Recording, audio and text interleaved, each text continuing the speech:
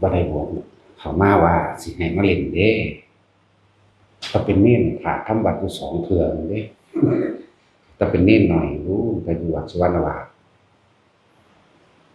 ขาดทำบัตรอยู่2 เทื่อถูกตีบ่ขาดอีกเลยล้างถ้วยล้างจานตะกี้มือเป็นชีหิตเบิดธรรมดาแต่มันเป็นวัดอำเภอเนาะพระนี่เฮ็ดเองก็ทุกอย่างเด้อ2 เทื่อเท่านั้นนี่ชื่ออะไรอยู่เทื่อหนึ่งถูกบ่ถูกจับได้เทื่อที่2ถูกจับได้ว่าบ่ไปทำวัดโอ้ยบ่ต้องห่วงแล้วผมก็ใหญ่ผมก็เสือฝากเอาเคล็ดลับเลยอยู่หันถึง3 ปีบ่เคย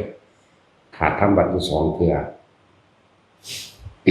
บ่ขาดจังไปอยู่หม้องอื่นบัดนี้จังเป็นบ้านดอนกอยบ้านอื่นเป็น5 ปีประมาณนี้ล่ะสิข้างก็ซึกตัวอย่างพาหมู่เด็กคิดว่ามันดีสิดีมันบ่ได้ดีเด้ก็สิบอกจะซึกตัวจะพาหมู่เล่นนะบ่ได้เอาผู้ใดมาเอาใจไผเด้มาให้ฝึกวินัยมาให้ฝึกความอดความทนความพยายามจ้ะอยู่นำพ่อนำแม่พ่อแม่เอาใจมันอยู่นี่บ่ได้เอาใจบ่ได้เข้มข้นอิหยังเท่ากันนั่นดอกเนาะบ่ได้เข้มข้นเด้แต่ตี 3ต้องลุกทำบัดเอาเองต้องเตรียมตัวมาจัดอาสนะนั่นนี่เจ้าของเอาเองเป็นบ่บุจัดอาสนะเจ้าของเองหม้องตั้งบาตรเจ้าของเองก่อนสิไปบิณฑบาตไปบิณฑบาตกลับมาแล้วก็จักล้างมือล้างเท้าหมู่พระเพิ่นตัวเน้นตะกี้มันบ่ได้เป็นบ่ได้แม่นนั่นเด้เก็บดอกไม้เก็บที่นอนปัดกวาดอุปถากพระเด้อุปถากพระ บ่ได้มันสบายแบบนี้บาตรตะกี้ก็บ่ได้มีสายพายเด้บ่มีเด้ถ้าลบบาตรมันมีสายพายไปจังซี่เลยโอ้ยถูกทรมานกว่านี้อีกนี่มีจักแม่หยังเวลาเขาเจ้าใส่ของร้อนก็ร้อนอยู่หั่นแหล้วธรรมดาอุตส่าห์เฮ็ดให้นำดีไปอยู่หม้องมันลำบากบ่ไปก็เพราะว่าเราเคยลำบากมาก่อนก็เลยบ่อยากให้ลำบากบ่ได้แม่นฮักสู้ได้บ่ฮักแม่งได้คนเด้เจ้าของบ่ฮักเจ้าของเองนั่นแหละเสียงหยอกกันแก๊กๆอยู่คือว่าจักหยังอีหยังนี่เนาะจะอยู่โดนก็เนาะเรื่องสั้นก็เฮาอยู่ในวัดสุวรรณวาส3 ปีขาดทำบัตร2 เทื่อแรกถูกจับบ่ได้เทื่อที่2เบ้อยังเจ็บไปยะธรรมดาลาบเลย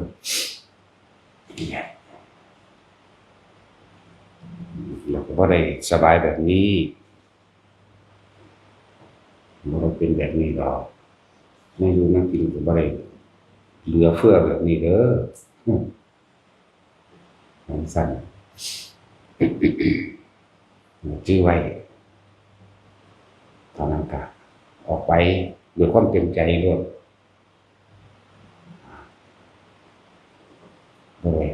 บ่ได้มาเอาใจจักว่าแต่มันมีคนเอาใจแล้วยามเด้อยากแง่มันบ่ได้วิเศษที่สิบอกให้เบิดนั่นแหละเพิ่นก็เอาใจแล้วสิเอาแต่ใจมันบ่แม่นเด้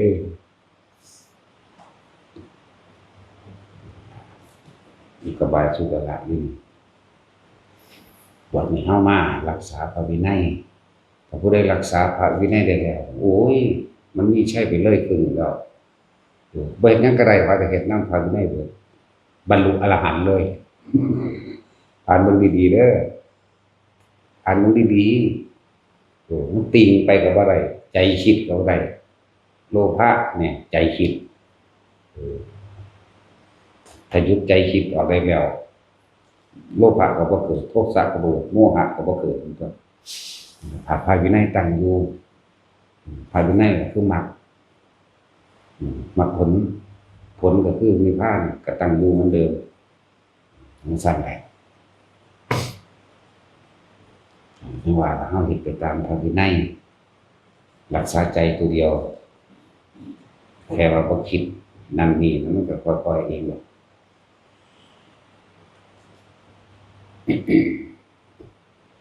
ทุกๆองค์เป็นอย่างเคลื่อนให้อ่านอริยวินัยอริยะเนี่ยแปลว่าผู้ไม่เบียดเบียนนี่อริเนี่ยแปลว่าอย่างอริเนี่ยแปลว่าศัตรูศัตรูผู้อาฆาต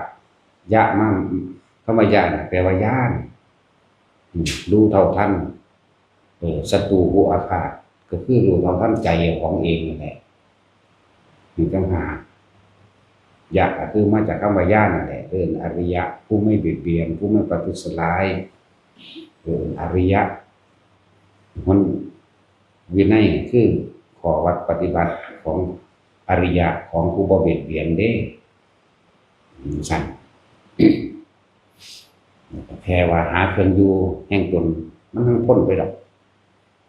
บ่ต้องเอาหยังเข้าอีกบ่ต้องเอาหยังออกบ่ต้องเอาเข้าบ่ต้องเอาออกอยู่กับเฉพาะพระวินัยหาเครื่องอยู่นั่นบางคนก็อยู่กับลมบางคนก็อยู่กับจุดอุณาโลมหรือความรู้สึกในกายเห็นอยู่แค่นี้ใจบ่คิดบ่นึกแล้วมันจะไปใส่วะคำว่าอนิจจังทุกขังอนัตตาผู้ใดก็เข้าใจเบิดแล้วล่ะเดี๋ยวนี้เหลือแต่ว่าเฮาสิอยู่แบบใดสิอยู่แบบประคองชีวิตไว้แค่ซ้ำตายนะราคาตัวตายมันก็ห่างแล้วเนาะตะกี้เพิ่นบ่ได้ห่างไงพระโคติกะว่าเป็นต้นบัญญัติเป็นอธิกรรมิกะบุคคลเรียกว่าบุคคลต้นบัญญัติกับหมู่เราบริษัทบริวารตนเองขาดตัวตายเป็น500พุ่นตัวจ้างผู้อื่นนำละว่าขาดตัวตายไปเลยจ้างพราหมณ์ผู้หนึ่งแถมซ้ำถึงบ้านเขาสิงพราหมณ์มันก็ดีบอกว่าท่านได้บุญแล้วแถมซ้ำได้อยู่ได้กินสุขสบายได้ทั้งผ้าได้ทั้งบาตรแล้วก็ได้ทั้งของชำร่วยต่างๆเฮ็ดรถเพิ่นก็เข้าใจว่าน่ะเฮ็ดล่ะที่ผู้บางหมู่เราจะจ้างเขาขาดนั่นแหละแต่ว่าเพิ่นเข้าใจในอนิจจังอนัตตาเป็นแล้วแหละทรงชาติเขาชาตินึงก็ว่าไป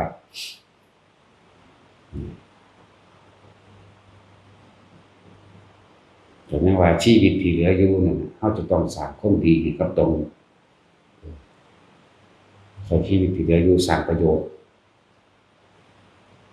จริงๆสักคำว่าสร้างประโยชน์นี่แค่เฮารักษาภายวินัยมีข้อวัดปฏิบัติอันใดก็เฮ็ดไปนี่ก็เป็นประโยชน์แล้วเด้นี่โหธรรมดาได้ประโยชน์คือการรักษาภายวินัยนั่นแหละแล้วผู้อื่นเห็นก็สงบเสงี่ยมเรียบร้อยบ่ปกบ่พร่องการกินการเดินการไปการมามันก็สวยงามนะบุคคลที่บ่ทันมีศรัทธาก็เกิดศรัทธาบุคคลที่ศรัทธาจะแบบจริงๆขึ้นไปอีกเป็นการรักษาพุทธศาสนาไปในตัวอยู่แล้วถึงว่าเฮาเฮ็ดเฉพาะเฮาเองโลดตอนนี้ผู้อื่นมาเห็นไกลๆจังซี่รู้สึกว่าเป็นแต่ไปฝึกหัดนำเป็นแต่ไปปฏิบัตินำเด้ว่าไปนั่นแหละสร้างประโยชน์เจ้าของเองนั่นแหละจริงๆเฮาแม้นเฮาบ่หวังประโยชน์มันก็เป็นประโยชน์มันก็เลยเกิดกลายเป็นประโยชน์ผู้อื่นนะเหตุไปเถอะบ่ต้องไปจำเป็นต้องไปอธิบายขยายความยังให้ผู้ใดฟังหรอกว่าเจ้าของปฏิบัติดีหรือบ่ดีเสียเวลาสร้างประโยชน์บ่จำเป็นต้องอธิบายให้คนผ่านมาเข้าใจหรอกมันบ่เข้าใจอย่างๆดอกยิ่งประเภททั้งผ่านพร้อมทั้งอนันตริยกรรมพร้อมมิจฉาทิฏฐิอนันตริยกรรมจบเลยบ่อาจสามารถที่ทำความเข้าใจบุคคลทั้งหลายที่มันเป็นแบบนี้ได้เด้ค คนที่ยุยงทรงให้แตกแยกกันคนที่ยุยงให้คนไม่บาปแตกแยกกันเอาแบบว่าแบบยุยงให้พระวัดนั้นผิดกับพระวัดนี้นั่นแหละอันนั้นปริยกรรมจะไปอธิบายยังเขาฟังได้พวกนี้โคตรหนาเลยเด้หนาคักมันธรรมดาปัญญากระทุกหนากันหนาพวกนี้บ่อาจสามารถปฏิบัติธรรมบรรลุอิหยังได้ดอกบ่อาจสามารถเลยนั่งสมาธิก็บ่ได้พวกนี้เป็นฮึดๆฮัดๆอยู่ผู้เดียวก็เป็นชุดๆฟัดๆเป็นอึดๆอัดๆเป็นพวกคุณเพิ่นคุยต้องหาคนคุยทางเร็วคนบ่มีเด้อพวกอนันตริยกรรมสมมุติทำง่ายที่สุดคือการมีนุ่งสงแตกแยกนั่นแหละถ้าประสงค์คือคนหมู่มากสิมีอีหยัง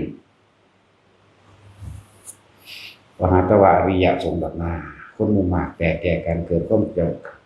เข้าใจผิดซึ่งกันและกันเกิดรังเกียจเกิดเกลียดชังกันนั่นแหละเรียกว่าสังฆเพศ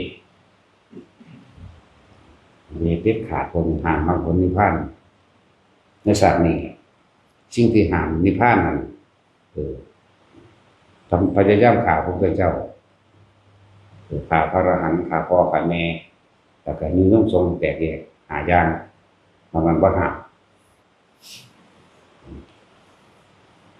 เหมือนว่าพวกเฮาเฝ้าระวังว่าไผสิเฮ็ดจังได๋ก็แล้วแต่เพิ่นโลดเฮาก็เฮ็ดเอาแต่เฮาแล้วเฮาก็บ่จำเป็นต้องไปอธิบายว่าเฮาเฮ็ดจังซั่นเฮาเป็นจังซี่เสียเวลาสร้างประโยชน์อีหลีเด้ต้องไปแนะนำแบบนั้นแบบนี้เลย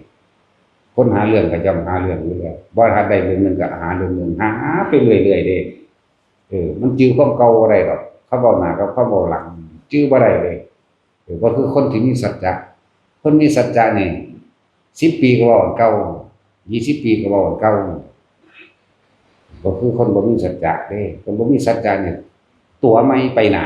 หาเรื่องไปเรื่อยเด้พวกนั้นปฏิกรรมมันเป็นสัตว์บ่บาปไปขาพวกนั้นสัตว์ก็ดีบ่บาปดอกได้บุญพร้อมมันจังสิบ่ได้ไปสร้างความเสียหายให้แก่ตัวมันเองเป็นอันดับหนึ่งให้กับผู้อื่นอีกอันดับ2ผู้อื่นคอยตามไปนำเด้เห็นว่าครบเทวทัตอาจารย์ศัตรูคบกับเทวทัตอีกตั้งซะแล้วหลงขาพ่อเจ้าของสองแม่ก็เลยตอมใจตายไปนำแม่ก็ตอมใจตายด้วยนั่งวิเทหิแม่เพิ่นนั่นแต่ว่าล่ะฟังแล้วก็พวกที่หลงผิดที่คือเกี่ยกล่อมไปนำยังตกข้างมาเฮาซุมื้อนี้เด้คือหลวงปู่หลวงปู่ชอบนี่นะหลวงปู่ชอบนี่นะตกข้างมาโอ้ยเสียเวลากระดาษเลยพระโมคคัลลาก็ภาษาดีบุตรเป็นน้ำเอามากตัวหลวงปู่ชอบหลวงปู่แหวนหลวงปู่ยังละท่านลืมชื่อแล้วหลายองค์อยู่ด้วยล่ะไปเห็นผิดเดินทางไปนำเทวทัตโอกาลิกะกับพ่อแห้งนึงที่ในมหาเวทีเรื่องเลยโอ้โหน้ำอยู่เด่นแต่ว่ามันน้ำอยู่แต่ว่ามันก็บ่เป็นต้นนะเพราะคือเทวทัตเป็นต้นมูมันหนามูจากศัตรูกับวางมือรู้แต่เจ้าอะไรล่ะจังที่ขึ้นเทวทัตก็วางแสนรู้แต่เจ้าจังที่ขึ้นโอกาลิกะเจ้าเบา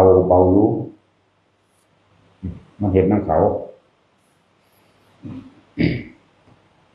มันเบาออกว่ามันบรรลุพันธุ์พระพุทธเจ้าส่วนที่ขึ้นเนาะแท็กซี่เอาบ่มึงมันจังได้เห็นพระพุทธเจ้าหลายเป็นหลายได้บุญหลายว่าแม่นบ่เนาะท่านบอกว่าแต่ละคนเฮาก็เทศประจำอยู่ดอกว่าอาเสวนาจะพาละนั่งอาเสวนาแปลว่าอย่าไปเว้าพาละนั่งกับคนพาลเสวนาจะพาละนั่งจะพบคนพาลจะบอกว่าสนทนาจะติดตามแม้มีแต่ฝ่าหนีโลดคุยนิดหน่อยทักทายเพราะนิดหน่อยหนีโลดเสวนาจะพาละนั่งเขามีจุดหมายเดียวเด้อ นิพพานเท่านั้นอย่างอื่นบ่มีคือบ่กลับมาเกิดอีกอย่างเดียวเขามีจุดหมายเดียววิธีปฏิบัติเฮาก็เฮ็ดอยู่วิธีเดียวนี่แหละรักษาลมแน่รักษาความรู้สึกในกายแน่นี่นี่สิไปหั่นแหละจนเท่าตายบ่สิตายมันแรงของลมคือเก่าคนใจสิขาดมั้ยคนเกิดก็เกิดน้ำลมใหญ่มาน้ำลมนี่แหละเนาะปัจจุบันก็เบิดลมได้ล่ะนี่ไปใส่เลยอะเอานะแต่คนฝึกตนดีแล้วนะมันบ่มีปัญหาดอกก็ฝึกเจ้าของอยู่ตลอดคือพวกเขาฝึกอยู่เดี๋ยวนี้ดีเงียบไปเลยกับลมจักก็อย่าลืมเลยอานาปานสติอานิสงส์ใหญ่อานิสงส์มากอานิสงส์สูงสุดเด้บุคคลผู้ใดก็ช่างจะมีทำให้บ่อยทำให้มากทำให้ชินทำให้เป็นดุจดังยานที่จะทำเวทนิยธรรมสามารถละความรู้สึกเวทนีน่ะแปลว่าเวทนาแปลว่าความรู้สึกนี่แหละทั้งพอใจและไม่พอใจแม้กระทั่งการอุเบกขาเรียกว่าวิทิฏฐธรรมได้อรหันต์ในขณะที่มีชีวิตอยู่พวกท่านเต็มร้อยสิซ่าหรือสิเร็วก็ขึ้นอยู่กับการเล็งของตัวเองนี่แหละพวกท่าน 75% ได้อนาคามีเรียกว่าจังซั่นแหละมันเป็นลำดับของมันอยู่ดอกอันนี้เราให้เกิดความเล่าใจเกิดความมั่นใจนี่เป็นคำสอนของพระพุทธเจ้าเด้ว่าเฮาบ่ได้บอกเอาเองเด้บุคคลผู้ที่อยู่ในลมหายใจอานาปานสติเป็นเครื่องอยู่เป็นวิหารธรรมนี่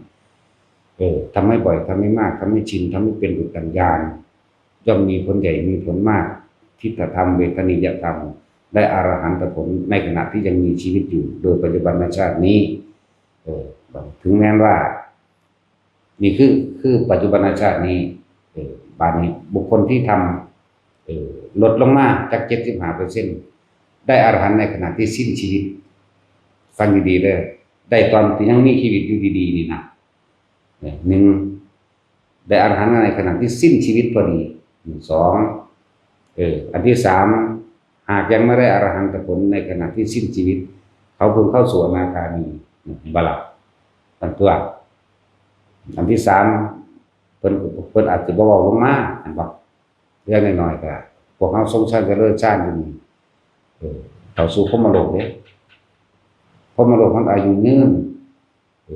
เฮาก็ฟังธรรมะเฮาก็ฟังอยู่แล้วเห็นมั้ยฟังอยู่แล้ว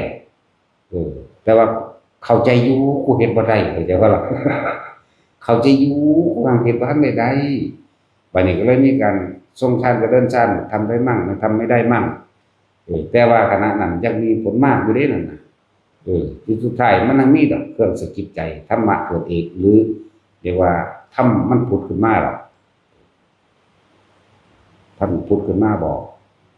ให้คิดถึงองค์ชาติขณะจิตสุดท้ายแน่มันก็เปิดเป็นพรหมโลกหรืออาจจะได้สกิทาคามีหรืออนาคามีบ่แม่นหรือโสดาเด้ยังสั่นเลยนั่นแหละ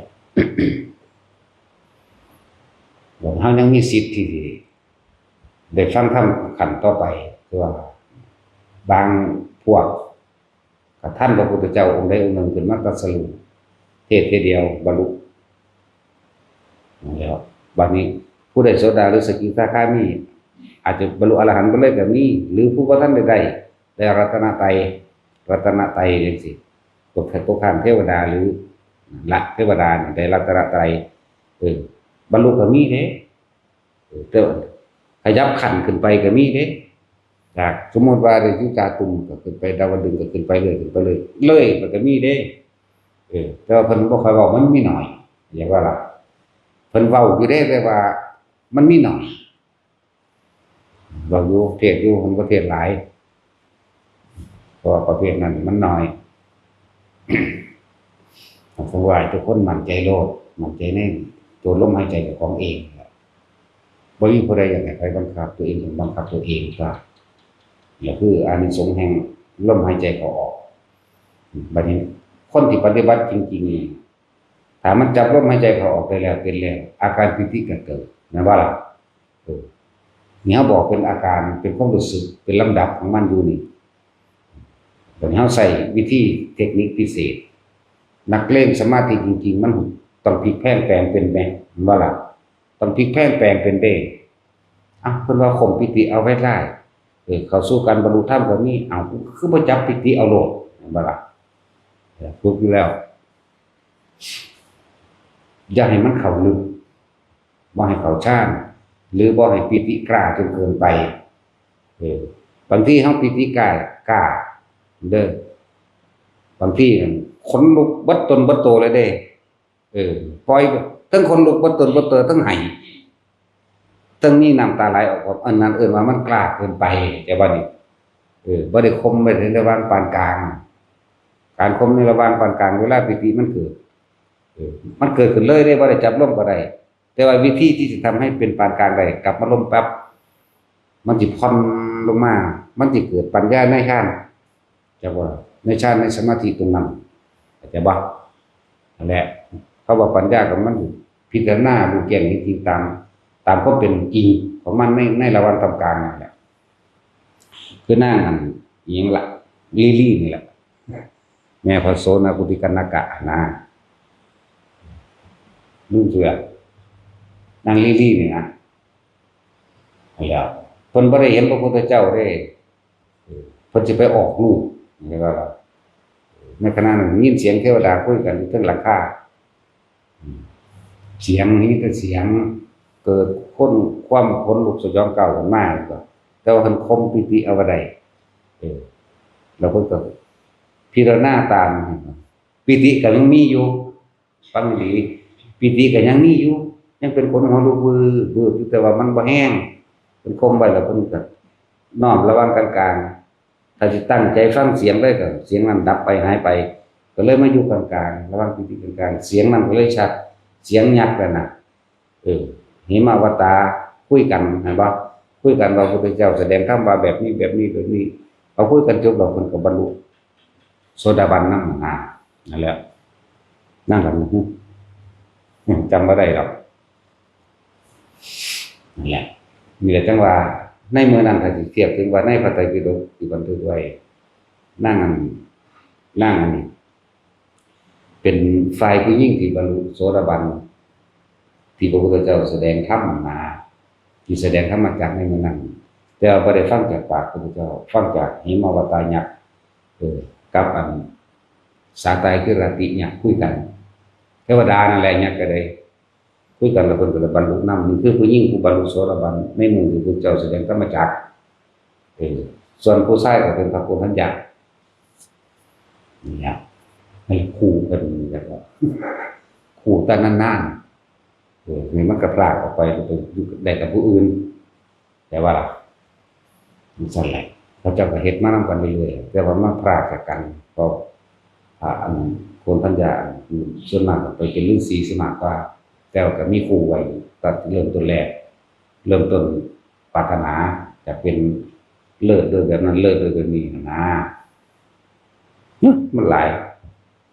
ก็ละเอียดกันละไปเพราะฉะนั้นข่าวเอานี่ให้ทุกคนชีวิตที่เหลืออยู่เป็นการยกสู้บารมีให้กล้าขึ้นให้แข็งแกร่งขึ้นก็เลยว่าให้ทุกคนทรงพรหมวิหาร4คำว่าทรงบ่ทุกคนต้องเข้าใจว่าคำว่าเมตตากรุณามุทิตาอุเบกขานี่เป็นทางการกระทำเด้เรียกว่าล่ะเมตตานี่มันเกิดสำนึกในใจอยู่แล้วเรียกว่าถ้าเฮารักตัวเองแล้วเสมอด้วยตนเฮาก็ต้องรักตนเสมอด้วยผู้อื่นเด้บ่หวังทำลายเบียดเบียนไผตัวที่มันเป็นการแสดงออกทางกายและวาจาได้ก็คือตัวกรุณาคือตัวช่วยเหลือเข้าใจบ่ช่วยเหลือแบ่งปันให้ทานกันแม่นคือจังเฮาเฮ็ดโรงทานไปเรื่อยๆของเฮาเองผู้ใดมีความเดือดร้อนเฮาพอซอยได้สำใดเฮาก็ซอยไปจังซี่นะแต่ก็เฮาก็บ่หวังสิ่งใดตอบแทนผู้ใดทำความดีมาแบบใดก็ตามเฮาบ่เคยอิจฉาริษยามุทิตามีแต่ยินดีร่วมในการกระทำของเขาตลอดแล้วมีแรงกระทบกลับมาเฮาก็วางจิตเป็นอุเบกขาเนี่ยตัวนี้ปลูกต้นไม้ก็เป็นเมตตาอยู่แล้วบ่ว่าทั้งมนุษย์และอมนุษย์ก็ได้กินได้อยู่ได้พักได้เศร้าแม่นบ่ขุดบ่อน้ำบ่ลงบาดาลนี่ก็แม่นทั้งเบิดนี่หรือสร้างต้นนอนทางมันก็เป็นกรุณามุทิตาอุเบกขาอยู่แล้ว เวลาเราปลูกต้นไม้ผลไม้กินได้มดแดงก็กินได้แมงบ่งก็กินได้เพี้ยก็กินได้ทุกอย่างคือเฮาบ่ได้ใส่ยาฆ่าแมลงเฮาบ่ได้ขับไล่แม่ก็ที่อีกอันนึงเด้อภูมิเทวดาลูกเทวดาหรือบางบทยังก็แล้วแต่สิว่าไปดอกจ้ะมองได้มีการทำวัดสวดมนต์ภาวนาเขาสิลังมาเด้แสงสว่างในจิตใจของภิกษุสงฆ์สามเณรองค์นั้นๆดึงดูดญาติมาก่อนดึงดูดพวกญาติเจ้าของมาก่อนมารับ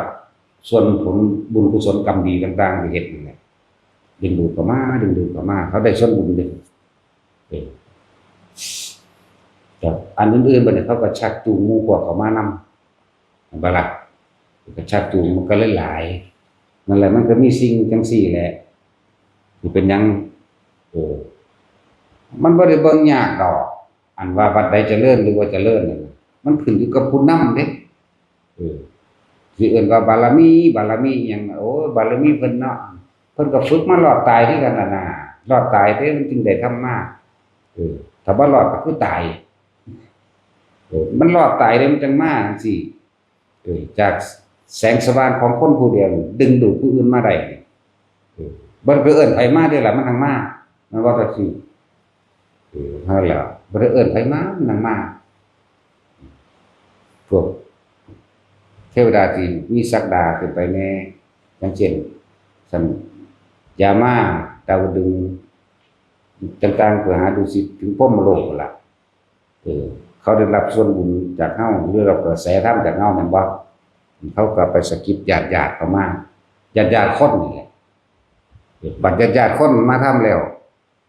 เวลาทำบุญทำทานอุทิศบุญออกโดยบ่หวังสิ่งใดตอบแทนมันถึงอย่างบ่ล่ะบัดนี้คอยมีฤทธิ์มีเดชขึ้นมาก็คอยลังไหลกันเข้ามาคือคนมาเดี๋ยวนี้นั่นบ่ล่ะตะกี้สิมีไผมาเนาะนั่นแหละมันก็เลยมาแบบทางลึกลับทางว่าลึกลับดอกกันเว้าอธิบายมันบ่ได้ลึกลับเด้ผู้นั้นญาติของนั้นเป็นเปรตปราชตูชีวิเปตพวกนี้รอรับส่วนบุญอันญาติผู้สูงกว่าหมายถึงอาจจะเป็นจาตุมดาวดึงจังซี่นะไปสะกิดญาติที่เป็นมนุษย์มาเข้าใจว่าล่ะญาติที่เป็นมนุษย์มาก็มาทำบุญกับผู้ทรงศีลทรงธรรมทรงฌานก็ว่าไปบัดนี้เฮาก็เน้นอยู่แล้วว่าเวลาพวกเราให้ทานหยังอย่าขออย่าว่าล่ะการขอเป็นการตัดผลทานผลบุญที่มันจะไปถึงญาติเจ้าของเองบัดนี้มันบ่ขอบัดนี้ฟังความเพิ่นมันก็ไปของมันเองพวกมันก็เกิดมีกำลังมากก็มาเรื่อยล่ะ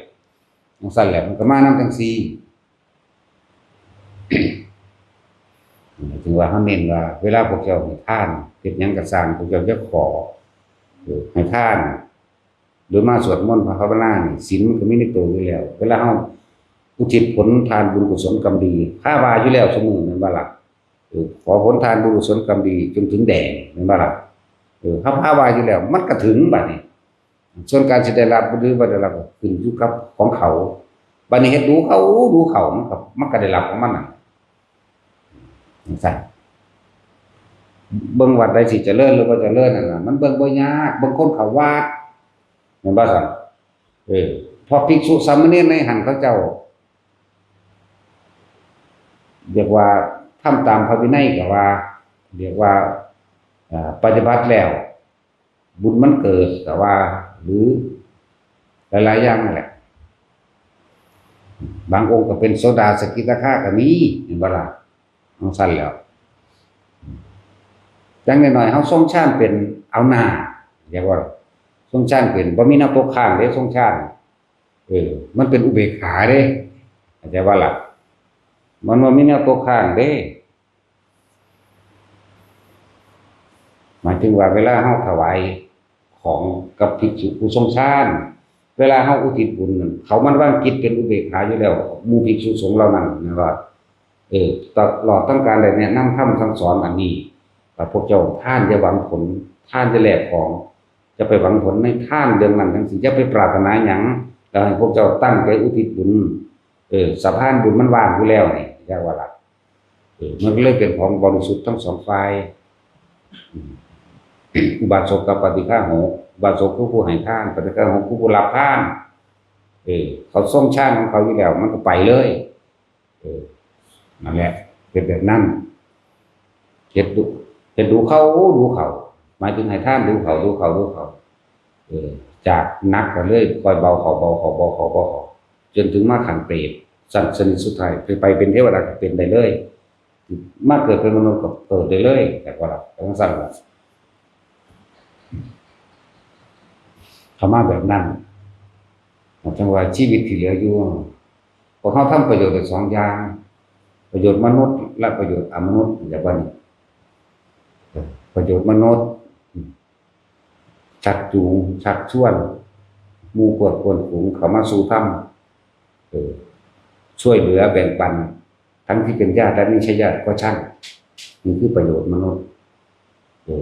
ประโยชน์อมนุษย์แม้นสัตว์เดรัจฉานต่างๆในวัดเฮาอึดอยากเนาะหมาก็บ่ได้เอิ้นมาจักมันมาแมวยังหลายได้บุเนาะตั้ง30กาก็บ่ได้เอิ้นเด้มันเป็นร้อยมันบ่ซั่นมันจะทางใดแมวก็จักผู้ใดเอามาออกลูกจากปากอยู่เลยนี่หามมันซั่นแหละ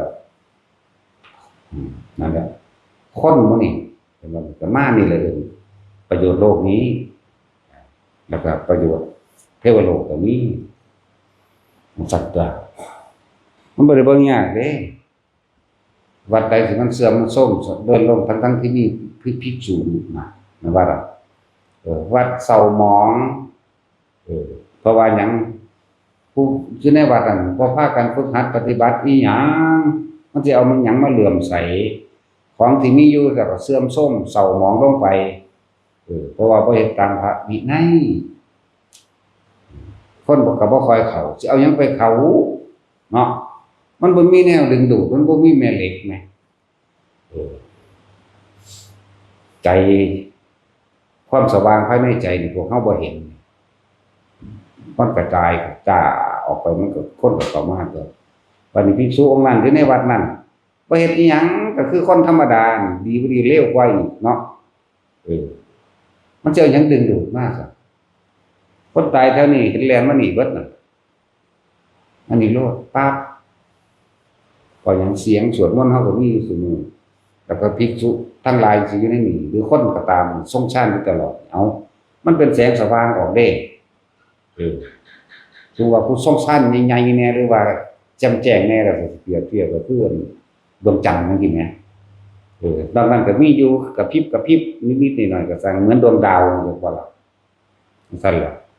เขาเห็นหม้องใดมันสว่างเขาก็มามองหันตัวเนาะห้วยหม้องใดมีอยู่มีกินก็ไปหม้องหันตัวเนาะแต่สิมันสิไปอยู่หม้องอดอยากบ่มีก็บ่มีเอาหยังให้กันตัวนี้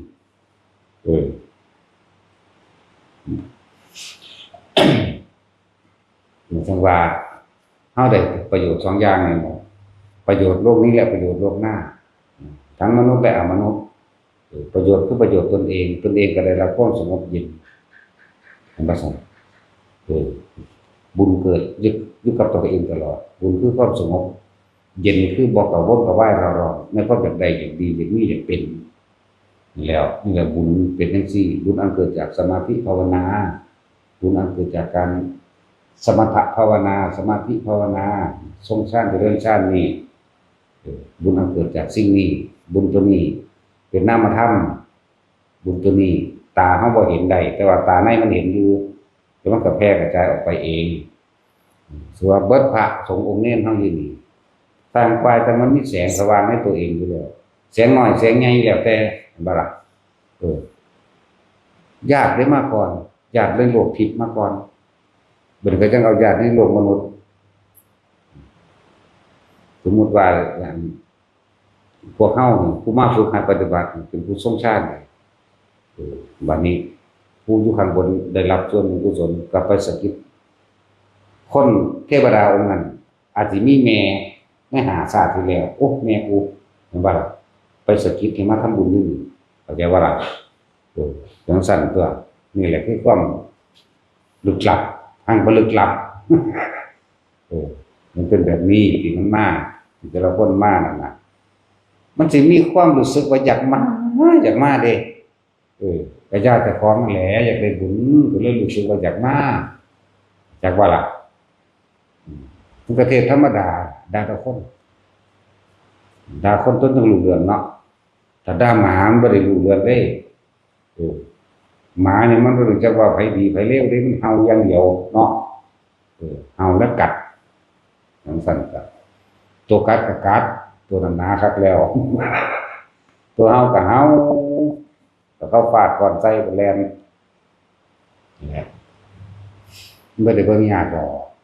คนที่ลังไหลเข้าไปลังไหลเข้าไปหาผู้จังซั่นมันก็สังเกตเบิ่งเอาคือหลวงพ่ออินทวายจังซี่กับปานาคำน้อยคนลังไหลเข้าไปนั่นแหละแสงสว่างเพิ่นแจ่มแจ้งเอาไปครับหลวงพ่อสุชาติจังซี่นี่เพิ่นก็ลังไหลเข้าไปจังซี่ก็หลวงพ่อปราโมทย์จังซี่เพิ่นก็ลังไหลเข้าไปเนาะเพราะมันมีความสว่างในใจเขาเจ้าเองแต่สินทรัพย์คนก็ลังไหลเข้าไปสั่นตัวแสงสว่างไงแสงสว่างหน่อยก็มีเกิดขึ้นหลวงพ่อโสภาจังซี่หลวงปู่บุญมาจังซี่หลวงปู่เยื่อนจังซี่คนก็ลังไหลเข้าไปหลวงพ่อยังอีกละอยู่วัดที่หน้ามุกดาหารหลวงพ่อลั่นบอกแม่นบอกอยู่มุกดาหารเนี่ยนะผู้ไม่ห้าวไม่หวกเองนี่นะนี่แหละคนก็ลังไหลเข้าไปหาคนเบิ่งอยู่ซื่อๆเขาสิไปเด้เนาะพวกเทศบักหลายๆอยู่นี่ก็มีหลายอยู่เด้คนคือบ่ไปพี่มันอยู่ทางในพี่อยู่ในความบริสุทธิ์ใจของผู้ค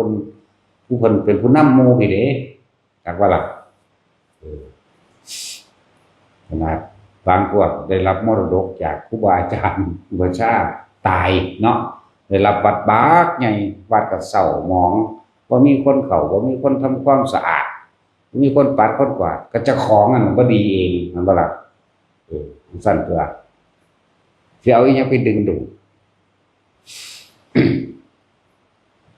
พอพันแห่งแสงสว่างเพิ่นก็ถือเอาดวงอาทิตย์เป็นใหญ่กว่าหมู่แม่นบ่ล่ะเราลงมาก็ทั้งความเป็นดวงจันทร์เนาะแล้วก็ดวงดาวต่างๆเปรียบเทียบสั่นตัวของใดมันมีความมืดมันเขาสิไปอยู่บ่มึงคือบ่ไปแต่สิอยู่นำมึง ก็ไปสักทีล่ะหั่นพากันหาสื่อตะเลหรือตะเลความอยากเต็มสมองคนนั้นเต็มหัวใจอยู่นั่นเจ้ายังดึงดูดคนนะว่าล่ะมึงอยากไปอยู่บ่เอาดีๆเด้องวดนี้ตัวนี้ว่ามื้อละ4เทื่อผมก็แม่นบ่ไอ้แน่นอนเอาแน่นอนมันสิไปอยู่บ่จังซั่นแล้วก็ไปต้องพวกเดียวกันนั่นแหละที่บ่ไปเด้นั่นแหละเพราะว่าบ่มีเทพเทวดาทั้งหลายเข้าไปหุมไปล้อมคนเลยบอกคนอย่างอื่นๆคนทำบุญแท้ๆเลยบ่ไปมันมีกะผีหุ่นกันคนกับคนประเภทเดียวกันเด้ภาษาอันของภาคคนหัวซื่อๆเนาะอันบ่ล่ะกับคนคือกันผีบ่ไปกับผีบ่ไปก็เศร้าหมองเบิดสังเกตเบิ่งโลดมันก็สิมีจังซั่นเว้าเรื่องพระพุทธเจ้าก็ได้หลังจากเมื่อเพิ่นนั้นแสดงธรรมจักรปรณสูตรไผเอาบรรลุหลายกว่าหมู่เทวดาได้บรรลุธรรมหลายกว่าหมู่นั่นบ่ล่ะสั่นตัวแล้วก็ตลอดทั้งว่าการทำขออัดขอทำต่างๆที่มงคลสูตรเกิดขึ้นได้คนมันเถียงกันมาถึงเท่าใดแล้ว12ปีทะเลาะเบาะแว้งกันเรื่องอันใดเป็นมงคลบางคนก็ว่าภูเขาบางคนก็ว่าต้นไม้นั่นไม้นี่วาดนั่นวาดนี่เห็นบ่ล่ะบางคนก็ว่าสัตว์แขวสัตว์เรียกว่าคือแขวหมูตันนั่นอยู่นะแข ก้วสัตว์แก้วเสือแก้วสร้างนั่นนี่จังว่าจังซั่นล่ะว่าเป็นมงคลมื้อนึงเทวดาทั้งสี่สว่างจ้ามาถามพระพุทธเจ้าบอกพุทธเจ้าก็ตรัสมงคลสูตรให้ฟังเสวนาจะพาลนังปฏิตานังเสวนาบูชาจะปุชนียนังมาแล้วก็พุทธเจ้าเป็นเผ่าพันธุ์ของดวงอาทิตย์นั่นว่าล่ะแสงสว่างมันเกิดขึ้นแล้วธรรมได้เกิดขึ้นแล้วนั่นแหละพุทธปฏิอาโลโกไม่ใช่ว่าแสงสว่างได้เกิดขึ้นแล้วนะครับดวงตาแห่งปัญญาได้เกิดขึ้นแล้วเทวดาเขาก็สุ่มมาใส่กันเขาก็ไปสะกิดญาติๆเขามาหาอย่างนั้นทั้งสั้นเลยคิดเบิ่งเอาเด้อนั่นแหละหลายๆอย่างถ้าเฮาปฏิบัติดีปฏิบัติชอบสักอย่างบ่ต้องย้านไปสิมาบ่มาหังด่าหังหลายเนาะแต่คนเลวนี่ถ้าว่าด่านี่เจ็บใจเด้เพราะว่าเขาสังสมแต่สิ่งเลวพวกจิตใจต่ำช้าเลวซ่านเป็นซั่นเด้บ่ได้รู้จักว่าโอ้ยศูนย์นึกกูก็ศูนย์นอนนี่บ่ได้คิดว่าสิเอาออกเด้บ่ได้กำหนดรู้เด้บ่ได้กำหนดรู้ว่าเจ้าของกำลังทุกข์กำลังโมโหกำลังเครียดมีแต่สิกำหนดว่าเฮ็ดใดกูสิเอาคืนได้เท่านี้นี่นั่นแหละคือนิสัยสันดานของเขาสะสมแต่แนวเลวเขาบอกดีปานใดก็สร้างกูสิหาแนวเลวๆนั่นล่ะมันขัดงานจักว่าล่ะมันสั้นมันบ่ได้เกี่ยวกับห่มผ้าเหลืองดอกห่มผ้าเหลืองดีแน่จักหน่อยว่าได้รักษาวัดไว้จักหน่อยว่าก็ได้นอนเข้าวัดเกิดเหมือนกับดังว่าคนรับจ้างเลี้ยงงัวพอได้กินขี้งัวแล้วนั่นแหละหลังจากกินขี้งัวโดนโลกมนุษย์แล้วก็ลงไปกินทานไฟในโลกกันตานรกอันเรื่องจริงเด้นี่บ่แม่นเรื่องปลอมเด้นี่แต่เขาก็มีอานิสงส์อยู่อานิสงส์เขาได้สร้างสมอุปนิสัยในทางบวชฮอดเวลานั้นเวลานี้มันเป็นอย่างบวชโลกแต่ว่าทางปัญญาเนี่ยจักมันสิจังไดกันแหละของใครของมันนั่นแหละ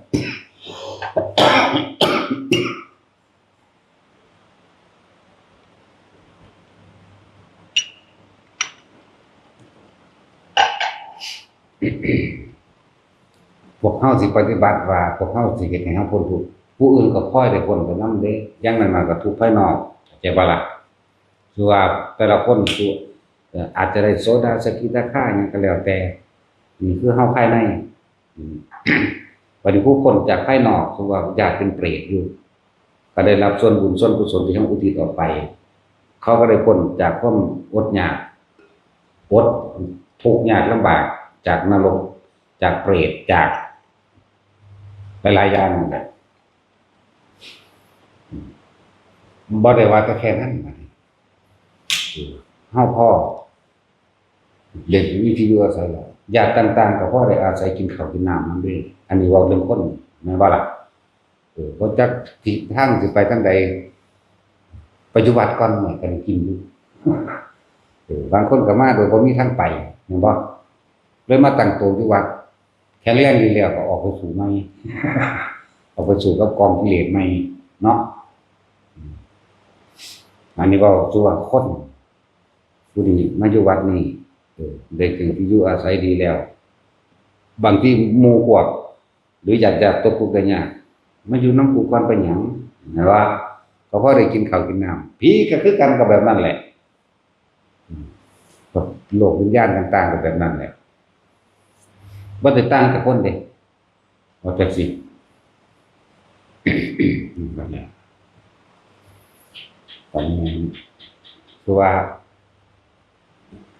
เมสซี่ผู้ใดผู้หนึ่งฟังธรรมเข้าใจธรรมะรู้ดีแล้วคือสักส่วนหมู่มากก็แบบนั้นแหละแต่ว่าสักส่วนหมู่มาก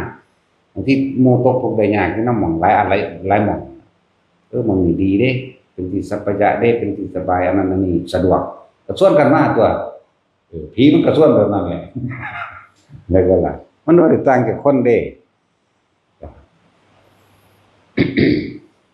บางที่ก็ได้เป็นที่พึ่งพาของลูกของหลานนั่นบ่ล่ะเขา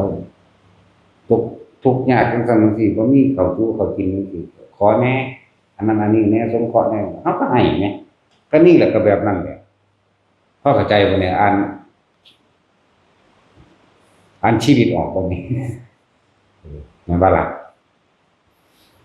เนี่ยบ่นี้คือว่าผู้นั้นมา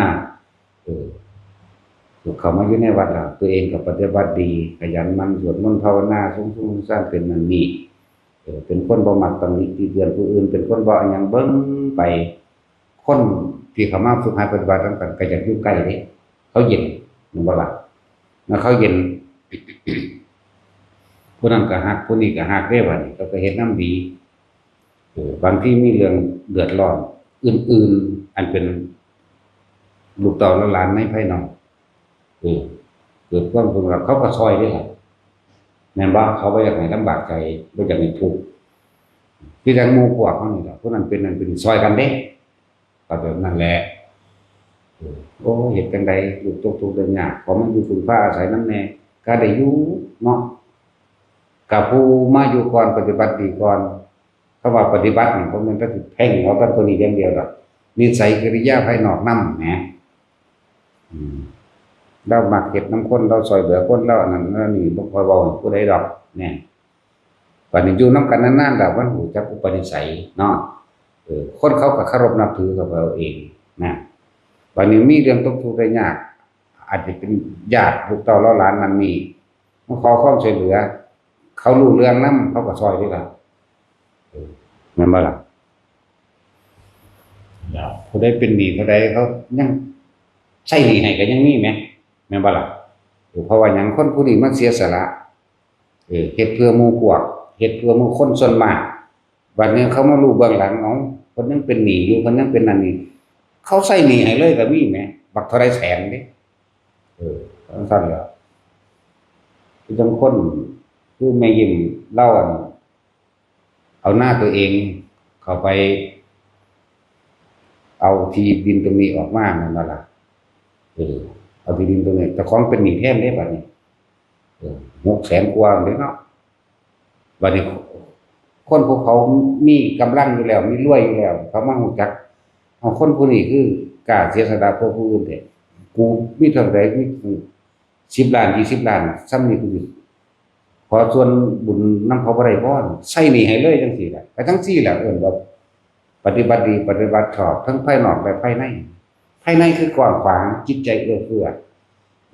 ภายนอกก็เฮ็ดนำคนอยู่ว่าซั่นบัดนี้เขาก็ไม่เห็นเบื้องหลังว่ามันเป็นแบบนี้เขาก็ยังซอยเลยกันนี่แหละมันก็มาแบบนี้แหละพวกเฮาคือกันต้องบอกว่าปฏิบัติไปไผไปมันเด้อจะว่าให้กันเนาะแล้วว่าให้กันคนนั้นคนนี้ อยู่ด้วยความสมัครสมานสามัคคีกันนี่นะมันรู้จักอยู่ภายในนี่แหละแต่ละคนว่าผู้นั้นดีเด้จังซั่นดีเด้อจะยุ่งกับเพิ่นเด้อผมบ่ปากเว้าผู้ใดง่ายๆเด้จังซี่นะอยู่นำกันนานๆแล้วหันรู้จักอุปนิสัยเมื่อรู้จักอุปนิสัยแล้วมันก็เป็นที่รักถ้าผู้เป็นที่สั่งก็มีช่วยไกลมันได้ง่ายๆแล้วว่าเขาจะไกลจากหนีเด้เขาบ่อยากอยู่ใกล้เด้อันแล้วมันคือเว้าเรื่องภายในมันถ้าผู้หมู่พระภิกษุสงฆ์เพิ่นปฏิบัติดีแล้วเทวดาอินพรหมก็อยากอยู่ไกลมันอยากอยู่ใกล้แล้วเขาก็อยากให้ญาติเขานั่นได้มาทำบุญกับผู้จังซี่เขาก็ไปเข้าฝันบ่หรือฝันไปบ่หรือยังอยู่ซื่อมันก็ดีดขึ้นโลดอันยังขีบธรรมะนี่นะดีขึ้นเราฟังเราติดอกติดใจ2 มื้อ 3 มื้อเราฮ้อนฮ้อนจักมาเนี่ยก็ญาติเจ้าของเองก็ไปอยากให้มาเมื่อมาแล้วก็เกิดความเข้าใจลึกซึ้งกับเราเดี๋ยวทำบุญอุทิศไปก็มันก็ถึงแก่ผู้ไปสะกิดมาอันหลายๆอย่างนะครับที่ว่าตามธรรมบทหรือว่าสามัญพุทธการที่เพิ่นบอกก็มีแนวนี้เด้คือพระโมคคัลลาเพิ่นไปเที่ยวนรกสวรรค์เนาะโอ้ยบอกญาติผู้ขาทำบุญมาให้นี่เด้อแน่แต่ยังมีอยู่มั้ยผู้นั้นเป็นเปรตผู้นี้เป็นนั่นเป็นนี่บางทีไปหาเทวดาบอกว่าพวกมนุษย์ทั้งหลายมีโอกาสแล้วอย่าพากันประมาทเด้อให้ทำบุญนั่นอันนี้อุทิศมาให้แน่คือกัน อุทิศมาแน่หรือว่าทำบุญอันนี้อุทิศนะหรือว่าลูกไปเป็นเทวดาแม่เสือไปเป็นเปรตก็มาสะกิดกับฝากพระคุณเจ้าองค์นั้นแหละว่าขอให้ลูกหรือว่าขอให้ญาติทำบุญอุทิศไปให้ผู้ดีแน่นี่มันก็เป็นทั้งสี่นะแล้วจังว่าปฏิบัติไปเถอะสละออกอย่างเดียวบ่เอาจักอย่างในใจเฮานี่คือบ่อยากได้หยังบ่อยากเป็นหยังบอกให้แต่ละคนว่าเวลาเฮาทำบุญทำทานอย่าหวังผลทานอย่าไปคิดกังวลในความอยากได้และอยากเป็นกับมันดอกนั่นแล้วแต่ว่าหวังผลทานบ่มีจิตผูกพันในผลทานแล้วบ่มีการสังสมความอยากได้อยากดีอย่างนี้อยากเป็นหยังแล้วการอุทิศผลทานบุญกุศลกันดีมันก็เป็นไปของมันเองมันก็ไปถึงกับญาติผู้ถึงทุกขันได้รับแล้วก็รับผู้บ้านได้รับมันก็ข้างอยู่หันแหละดูเขามันก็มีกำลังของมันเองสั้นแล้วหลายได้ล่ะแต่สิเฮาสิเว้าเรื่องของเฮาเองก็เยอะแยะผู้นั้นเป็นพ่อผู้นี้เป็นแม่ผู้นี้เป็นพี่น้องผู้นี้เป็นจังซั่นจังซี่เอาไปดูเขามันก็บ่นตัวเนาะใช่แล้วอย่างเฮาอ่านมาในประวัติของผู้เป็นข้าเป็นซอยแม่เพิ่นพ้นนรกเนาะหลายปีเติบอยู่ได้ล่ะอยู่ในโลกนรกพุ่นน่ะเขาก็โอ้ยอุทิศบุญเท่านั้นได้อยู่บ่ได้อยู่เย็นเข้านึงอุทิศเท่านั้นอุทิศเท่านี้บัดสุดท้ายมันก็พ้นขึ้นมาจนว่าเกิดทันกันได้นะประวัติของผู้เป็นข้าหยังก็ว่าเขาอ้อบ่ตัวละตัวนี้ลักษณะนั่นแหละหลายอยู่ดอกก็เฮาได้อ่านนำนี้แต่เฮาจะเอามาเทียบว่าแต่เฮาสิเว้าเรื่องของเฮาก็มีแต่เรื่องของเฮาเพิ่นบ่เห็นนำเนาะว่าเรื่องของผู้อื่นก็พอได้อ่านมาได้ผ่านมาเหมือนกันอยู่สิอย่างนี้มันใช่แล้วอีกอย่างนึงคือเรื่องพระมาลัยจังซี่ผู้ใดได้อ่านบ่ปุ๊บเนาะแล้วทราบนิดๆหน่อยๆพระไล่เที่ยวนรกมันคล้ายๆกันกับพระโมคคัลลาทำอะไรเที่ยวนรกโปรดสัตว์นรกด้วยกันมันไปทางใดมันก็คอยเย็นไปจังซั่นแต่สิว่ายังเหมือนเทียบกันกับว่าคือหลวงปู่มั่นเพิ่นว่ากระแสเสียงสวดมนต์ของเฮาเองดังลงไปหมดเย็นชั่วขณะก็ยังดีหมายถึงญาติเด้จากบ่นี้ญาติเฮาผู้สิได้รับเห็นมั้ยเย็นชั่วขณะหนึ่งก็ยังดีที่เพิ่นเปรียบเทียบไว้นะสวดในใจไปเท่าไหร่ล่ะดังไปเท่าไหร่ล่ะเสียงออกเสียงพอประมาณที่แรกพันโลกธาตุสวดในใจเนาะเสียงพอ10,000โลกธาตุสวดออกเสียงเต็มที่หาประมาณไม่ได้แม้นรกก็ได้รับผลพินาเปรียบเทียบไผหลังเลยล่ะญาติเฮาเองก็ได้บ่ญาติเฮาเองถึงว่าสวดไปเถอะคือเอาเบิดทุกอย่างแล้วเฮาเฮ็ดอยู่เดี๋ยวนี้สวดมนต์เฮาก็เอาสวดมนต์เฮาก็สวดมนต์คือการแสดงธรรมของพระพุทธเจ้าเด้อเป็นการสาธยายคำสอนพระพุทธเจ้าคนเป็นๆถ้าบ่ได้เรียนบาลีแม้นสิแปลบ่ได้ก็ช่างเถอะว่าสิตายมามันต้องแปลได้ดอกไม่ใช่ว่าล่ะมันแปลได้ดอกล่ะสั่นว่าทุกคนขยันเฮ็ดไปเถอะมันบ่ไปไสดอกเฮาก็เป็นของเฮาเองแม่นบ่พ้นแล้วเฮาก็ต้องไปรับผลของมันคือเก่าแม่นบ่อยากได้มันก็ไปรับคือเก่าแม่นอยากได้ดีบ่ได้เรียกว่าล่ะความโลภมันตัดเนาะมันบ่อยากได้ทางใดดอกนั่นจังซั่นมันสิไปไสก็จะของเฮ็ดเองก็จะของบ่พ้นมันก็ไปรับของเก่าคือตัวล่ะเป็นเทวดาก็อิ่มทิพย์คือจังนั้นเรื่องเขาเจ้าเขียนอุปมาอุปไมยเปรียบเทียบผู้ใดใส่ข้าวใส่บาตรคือมันเป็นอายหอมล้วนๆหรือว่าใส่กล้วยสุกใสพอสมีเขาเจ้าอุปมาอุปไมยเปรียบเทียบซื่อๆดอกเวลากินบ่ไปนั่งกินคือเฮาดอกนึกซื่อๆมันก็อิ่มแล้วอิ่มในสิ่งที่เจ้าของเฮ็ดไว้นั่นแหละว่าอยากกินกล้วยได้ก็อิ่มโลดกล้วยหอมอยากกินขนมได้ก็อิ่มโลดแล้วสั่นว่าบ่แม่นไปนั่งกินคือคนดอก นึกก็อิ่มเลยเพราะว่าอิ่มทิพย์กินอาหารทิพย์ก็เจ้าของได้เฮ็ดไว้นั่นน่ะมันน่ะบ่ไปตั้งใส่ลายอยู่ดอกแต่ว่าเขาเจ้าเปรียบเทียบมันเป็นภาพซื่อๆนึกอิ่มก็อิ่มโลดเทวดาลืมกินอาหารก็มีเด้เนาะในตำราน่ะมันเป็นหยังก็ลืมเนาะมันเสพกามเข้าใจว่าล่ะมันบ่รู้จักเด้มันกำลังมั่นกับอันนั้นอยู่ ขึ้นหลุยลงไปใส่นรกพุ่นเด้ว่านี่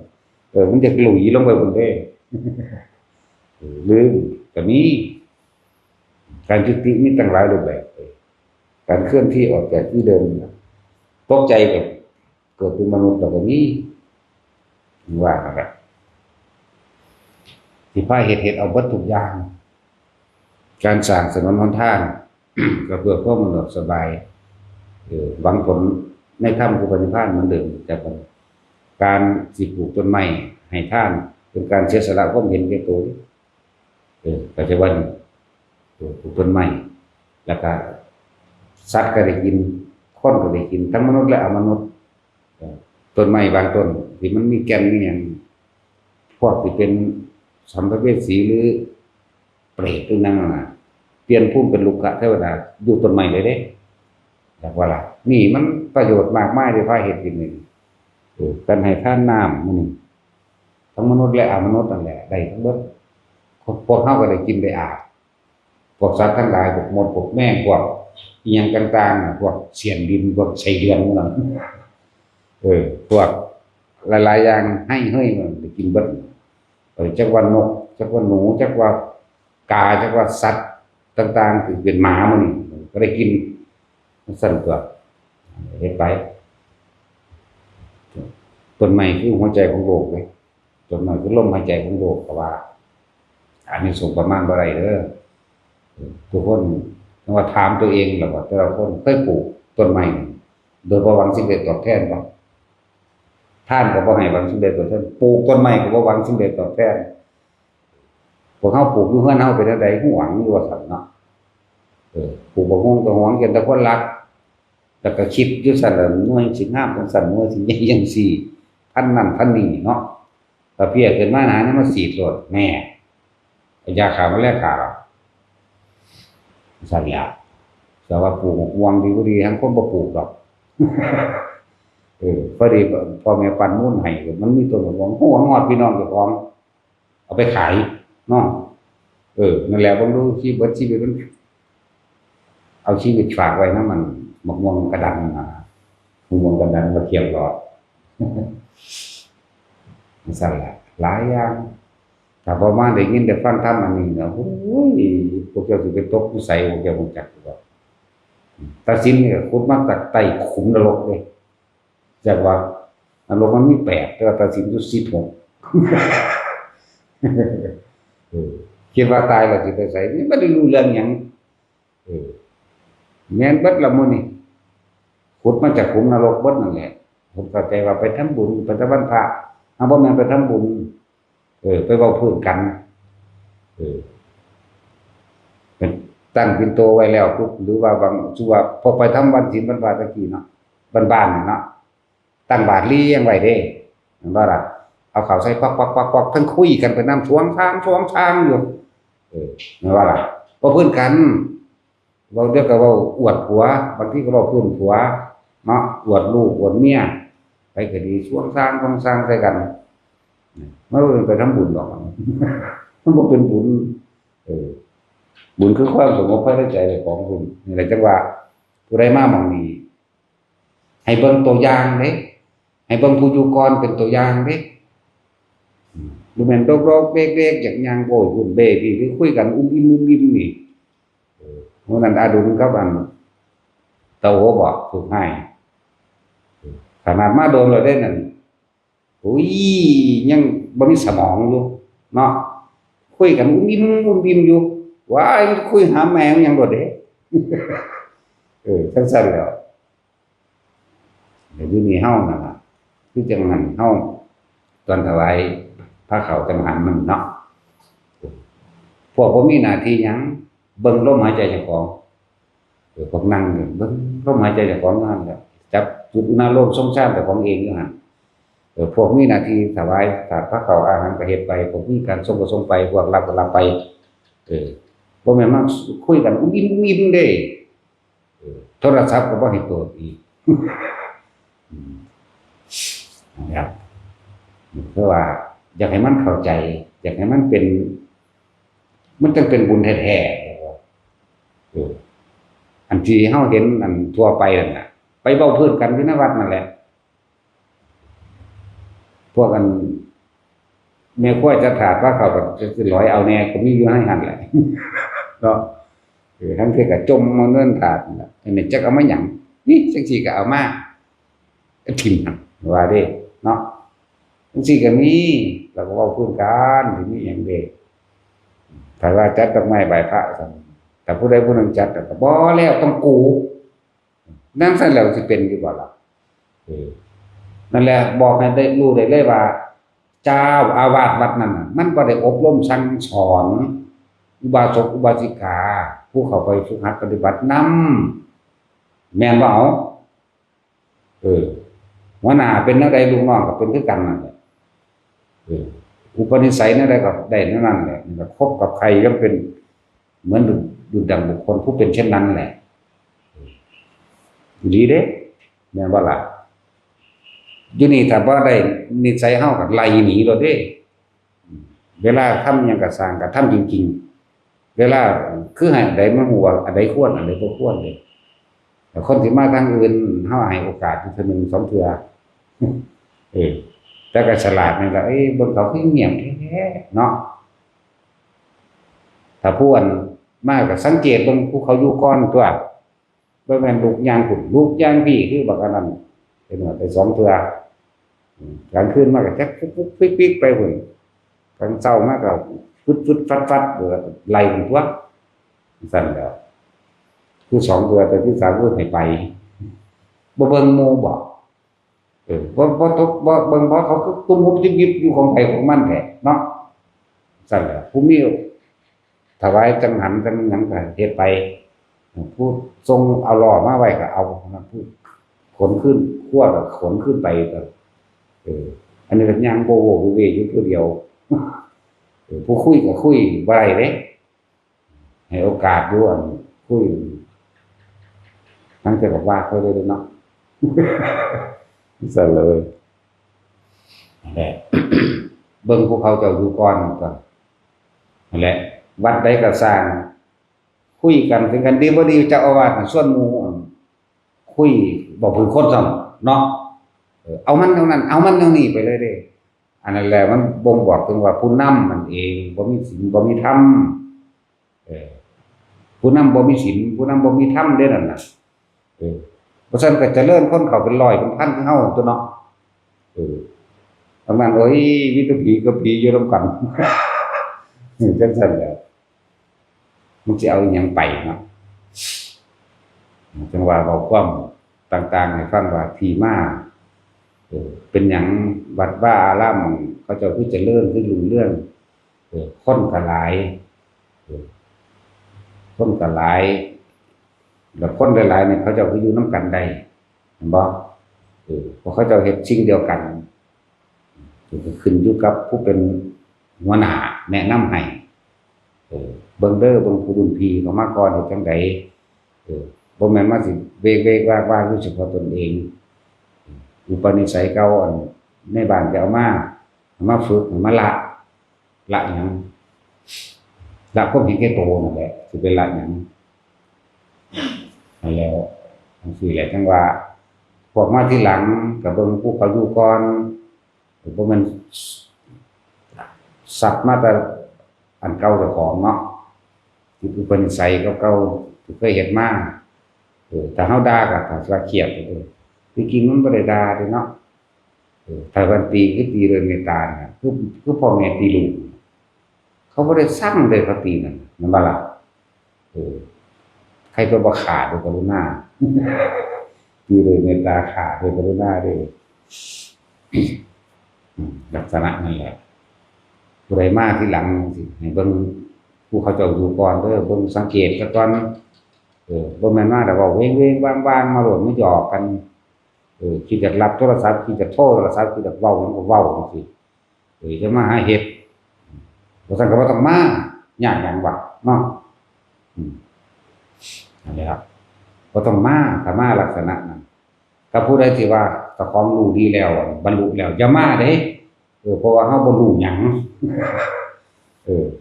ประเภทนั้นคือสิมาบวชจังซี่แหละมาฮอดสอนหมู่มาตั้งแต่ขึ้นรถบ้านเจ้าของบ่ฮอดไปเที่ยวสอนหมู่อยู่ซั่นโอ้ยมันเป็นโรคประสาทอันนั้นเดี๋ยวเบิ่งอันพอสอนเขาผู้ถูกสอนมันก็นั่งเฉยก็เบิ่งลมเขาเนาะทั้งสอนเขาอยู่ว่าซั่นโอ้ยหาเลยบ่ได้บวชซ้ำไปล่ะเพราะว่าบ่มีผู้ฟังบ่วงอยู่ปริตจังซั่นล่ะครับก็บอกไว้ก่อนถ้าผู้ใดดีแล้วอย่ามาเด้นั่นแหละแต่ว่าเจ้าของบรรลุนั่นรู้จักนั่นรู้จักนี่แล้วก็ต้องมาอยู่เจ้าของโลดหมู่สิปวดหัวอยู่นำหมู่บ่ได้ว่าเบิ่งรุ่นเก่าๆของรุ่นพี่หมู่ภิกษุสงฆ์ก็เบิ่งรุ่นพี่คนที่มาใหม่ก็เบิ่งรุ่นผู้อยู่ก่อนนั่นแหละรุ่นพี่นั่นแหละเขาเจ้าคือเงียบแท้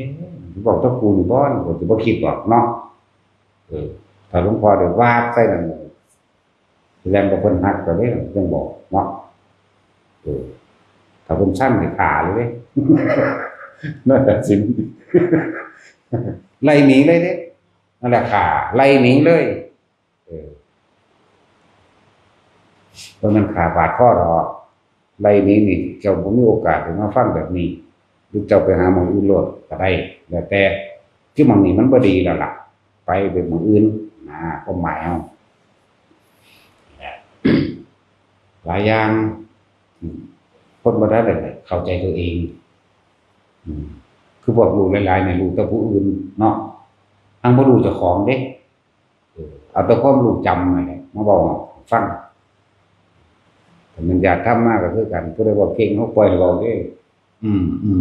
อ๋ออย่างนั้นนี่อันแหละดีเลยเด้นั่นแหละสมทาน